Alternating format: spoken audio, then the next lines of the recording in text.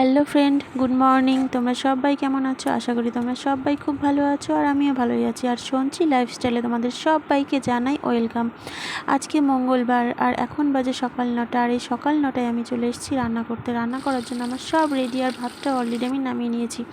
এবার আমি লাল লাল করে মাছগুলো ভেজে নিচ্ছি, কারণ মাছ ভাজা ভালো না হলে তরকারিতে একটা আঁশ গন্ধ থাকে। তো মাছ ভাজা আমার কমপ্লিট। এবার আমি জিরে ফোড়ন দিয়ে এই কেটে রাখা সবজিগুলো সব দিয়ে দেবো।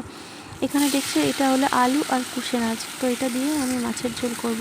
সবজিগুলো দেওয়া আমার কমপ্লিট। এবার আমি নাড়াচাড়া দিয়ে পরিমাণ মতন একটু লবণ দিয়ে দিচ্ছি। লবণ দেওয়ার পরে একটু নরম হলে সবজিটা, তবেই কিন্তু আমি হলুদ দেবো। তো হলুদ দেওয়া আমার কমপ্লিট। এবার কিন্তু সবজিটা কিছুক্ষণ ধরে কষাতে হবে, কারণ সবজিটা কষানোর উপরে কিন্তু টেস্টটা আসে।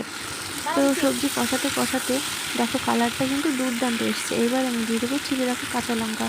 তো কাঁচা লঙ্কাগুলো দিয়ে একটু নাড়াচাড়া করে এবার দেবো কী বলো তো, এবার দেবো আমি পরিমাণ মতন জল।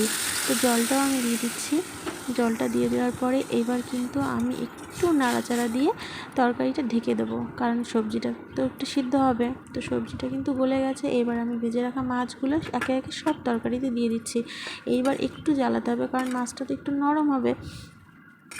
তো এই যে দেখছো মাছটা এবার কিন্তু নরম হয়ে গেছে। এবার আমি দিয়ে দেবো আমার স্পেশাল মশলাটা। তো তরকারিটা কিন্তু আমার কমপ্লিট। তো আর একটা তরকারি যেটা আছে ওটাও আমি এই যে করে নিলাম। এটা হলো মাছের মাথাটা দিয়ে আর আলু উচ্ছে দিয়ে আমি একটু পাতলা করে ঝোল করলাম। এটা কিন্তু আমি রসুন, রাঁধুনি আর কাঁচা লঙ্কা ফোড়ন দিয়েছি। তোমরা কিন্তু এভাবে খেয়ে টেস্ট করে দেখতে পারো। টাটা।